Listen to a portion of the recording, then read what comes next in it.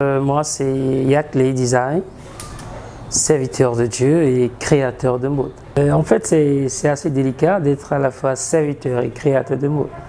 Mais tout dépend de la vision que tu as en tant que créateur. Vous voyez, donc Yakli est créateur de mode parce que Yakli a vu que dans le secteur de la mode, il y a un problème au niveau de la décence des tenues vestimentaires et tout, vous voyez. Donc Yakli est créateur, mais ses collections ont une particularité. Vous voyez, c'est des collections portables pour aller à l'église, aux grands endroits, aux grandes fêtes, etc. Vous voyez, donc Yakli ne fait pas des tenues qui mettent nus, je ne sais pas un peu comment le dire, mais Yakli est dans la décence vestimentaire. Donc du coup, mon titre de serviteur de mode n'empêche pas mon titre de créateur de mode.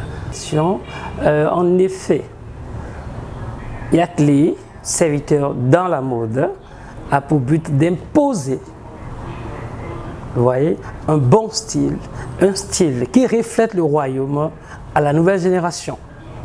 Parce que aujourd'hui, on n'est pas sans comprendre que les tendances s'imposent par les créateurs.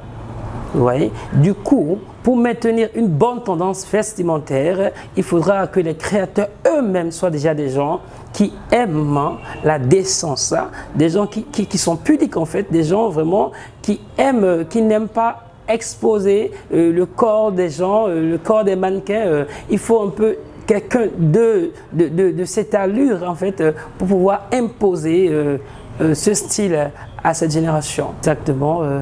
En fait, nous venons d'instaurer l'Institut de mode Yakli Design. Vous voyez, c'est un institut que j'ai instauré dans le but d'apporter le savoir que j'ai reçu en Turquie à ma génération, à mes frères béninois qui ont envie de faire de la mode mais qui n'ont pas beaucoup de moyens. Vous voyez. Il y a cet événement qui est en cours, événement dénommé Gospel and Fashion Night. Vous voyez un peu, parce que, vous savez, lorsqu'on parle de mode, les gens ont du mal à accepter qu'un serviteur de Dieu soit dans la mode. Vous voyez, donc cet événement permettra aux gens de comprendre comment un serviteur de Dieu peut être dans la mode, ou du moins doit être dans la mode. Vous voyez, l'événement se passera le 4 juin prochain.